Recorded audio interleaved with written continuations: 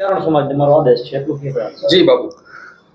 આજ રોજ અચાનક એક વિડીયો દ્વારા જોવામાં આવ્યું કે તળાજા મુકામે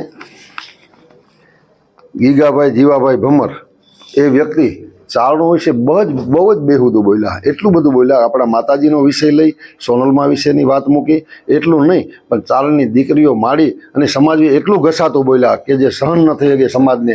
સમાજ હું જોઉં છું કે સમાજમાં પણ ઘણો ઉશ્કેરાટ છે.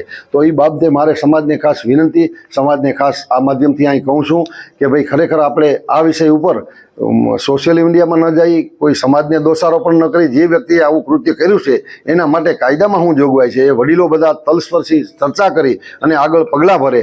થતી હોય તો ફરિયાદ કરે, આવેદનો આપે, જે થતું હોય કરશું, પણ શાંતિથી આપણે નિયમને આધીન થઈ આમાં આગળ વધશું એવી મારી નમ્ર સમાજને અપીલ છે. જય માતાજી.